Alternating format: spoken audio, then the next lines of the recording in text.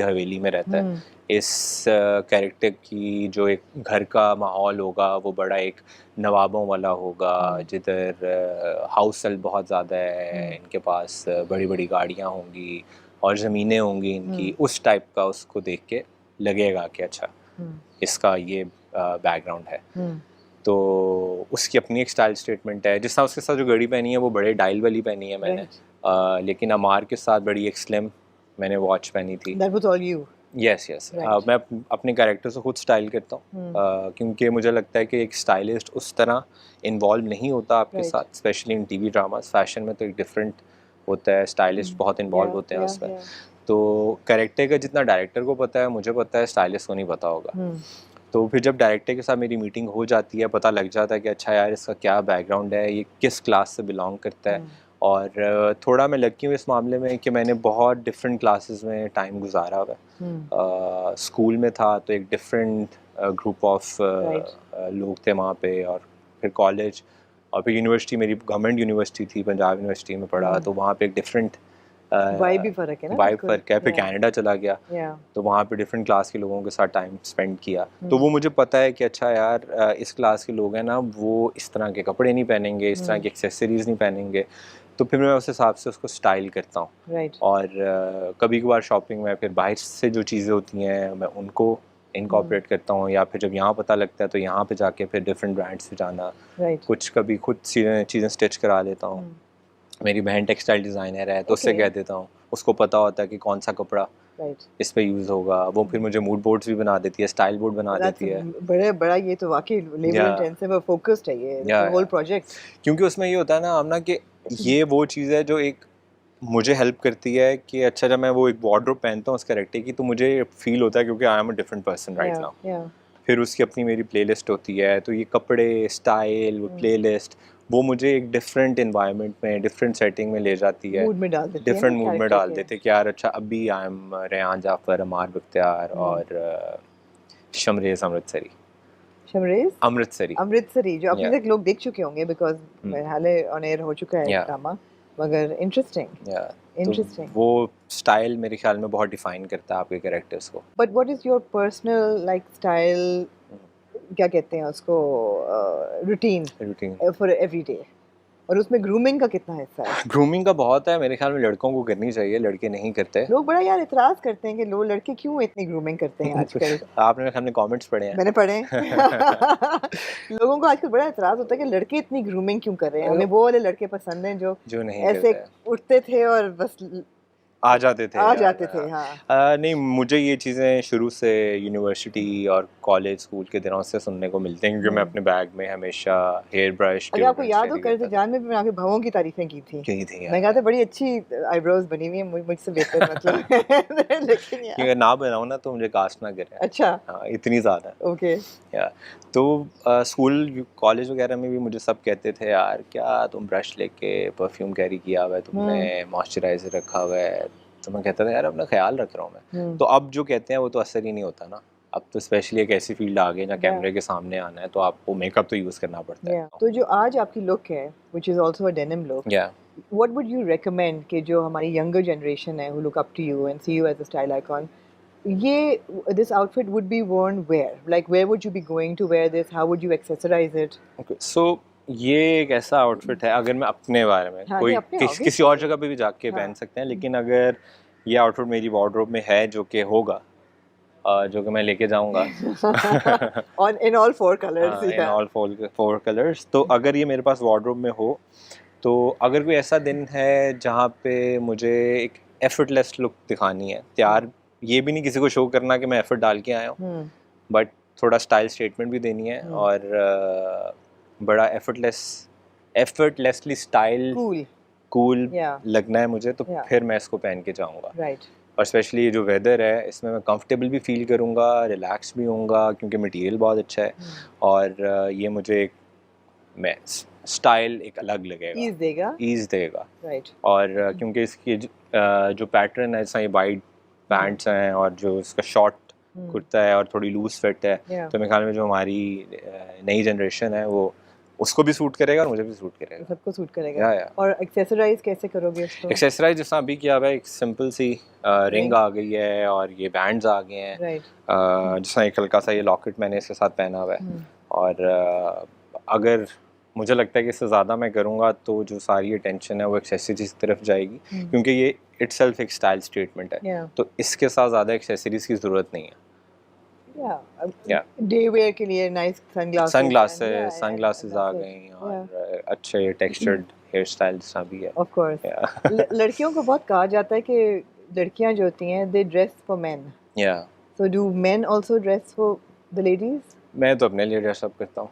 अच्छा, वैसे तो ना लड़कियों के दिल तो ना। नहीं, मैं अपने लिए ड्रेस अप करता हूँ। मुझे होता है कि यार एक अपना जो स्टाइल है वो कहीं नहीं जाना चाहिए, आप जहाँ भी मैं नहीं मानती ये ऑब्वियसली ये बड़ा एक वो था जवाब जो देना था। नहीं इस वाकई में कई मौके होते हैं जहाँ पे आपको होता है। कभी किसी लड़की के लिए you have not like dressed up for a girl that okay I want to impress somebody? वो असल में अगर आप किसी के लिए तैयार होना शुरू हो जाते हो ना तो फिर आपकी वहाँ पे वो इम्पोर्टेंस नहीं रहती। समझ रही हैं? कोशिश कर रही हूँ समझने की। तो खैर मैं अपने लिए तैयार होता हूँ, ठीक है। तो वो क्योंकि मुझे अब जो प्रेजेंटेबल होना, जैसा मैंने बताया, प्रेजेंटेबल होना, अच्छा स्टाइल होना मुझे कॉन्फिडेंस देता है। राइट। तो जब मैं कॉन्फिडेंट होता हूँ तो फिर कहीं पे भी जाता हूँ वो ऑटोमेटिकली चीज़ शायद उनको इम्प्रेस करती है।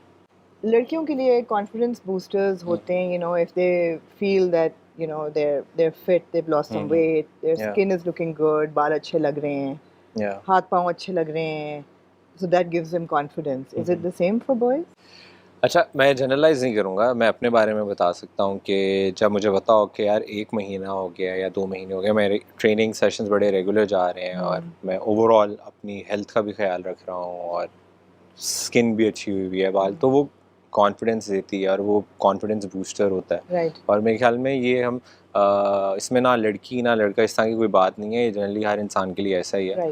जैसा हम ट्रेनिंग ज़्यादा मुझे लगता है कि मेरी मेंटल हेल्थ के लिए ज़्यादा इम्पॉर्टेंट है ना कि फिज़िकल, वो एक बाय प्रोडक्ट है। जब मैं, क्योंकि मेरी आदत है कि मैं मॉर्निंग में जिम करता हूँ उठते साथ ही, तो वो थ्रू आउट मेरा पूरा दिन प्रोडक्टिव भी रहता है और वो मुझे अपने बारे में अच्छी फीलिंग आती है कि यार अच्छा I am ready to do all my task जो मैंने अलाइन किए हैं।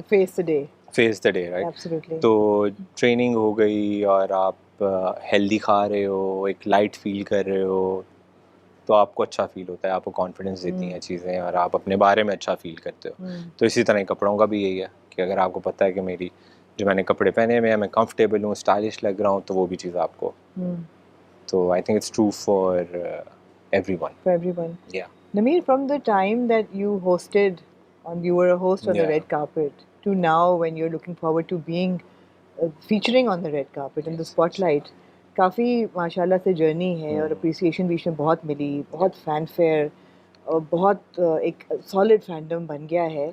इसका प्रेशर कितना है, मतलब अपीयरेंस वाइज, बिकॉज लोग बहुत फिक्सेटेड होते हैं, जो फैंडम्स होती हैं कि आप लग कैसे रहे हैं, कि ओ यू नो ये कपड़े क्यों यहाँ, अच्छा ये वो, कैरेक्टर तो ड्रामे तो चल ही रहे होते हैं, मगर there is a lot of pressure on stars to always look their best whether they are travelling on the red carpet. हम जैसे लोग भी बैठे होते हैं, हम ऐसी बात नहीं करते वैसे, हम ज़्यादा नहीं लुक्स को डिस्कस करते, लेकिन ये है कि नहीं, thank you so much mention करने के लिए कि कहाँ से जर्नी स्टार्ट हुई, कहाँ पे एग्जैक्टली। असल में अब 1-2 ऐसे इंस्टेंसेस हुए जहाँ पे मामा ने मुझे कहा कि यार मुझे ना ग्रॉसरीज के लिए ना लेके जाओ, ग्रोसरी के लिए। हाँ। तो मैं घर के कपड़ों में मैंने कहा यार चलें, चप्पल पहन के, हाँ आज पहन। तो वो कहती हैं तुम ऐसे जाओगे, तुम ये करोगे, थोड़ा वहाँ पे लोग आएंगे, तुम बाहर से पिक्चर्स लेंगे। मैंने कहा मामा मेरा बिल्कुल मूड नहीं कर रहा, आप हम काम के लिए जा रहे हैं कर लेते हैं। तो उन्होंने मुझे नहीं लेके गए, कहते नहीं तुम तैयार हो गए तो जाऊँगा। मैंने कहा मेरा बिल्कुल दिल नहीं कर रहा तैयार होगा। तो अक्सर ऐसा होता है कि यार आपने कहीं जाना है लेकिन आपको दिल नहीं कर रहा मैं एफर्ट डालूँ, तो फिर आप अक्सर प्लान कैंसिल हो जाते हैं। लेकिन वो एक रिस्पॉन्सिबिलिटी आपको फील होती है कि लोग आपको एक सर्टेन तरीके से इमेजिन कर रहे हैं, देखना चाहते हैं, और आप बिल्कुल ही बदहाल होके जाओगे तो वो जो एक लोगों ने इंटरप्रेट किया हुआ जैसा आपको, वो सब चेंज हो जाएगा। तो वो कोई माने ना माने ये चीज़ तो आपको अफेक्ट करती है। लेकिन फिर जब बाहर जाता हूँ पता है कि लोग आएंगे मिलेंगे तो फिर मैं एफर्ट डाल के जाता हूँ।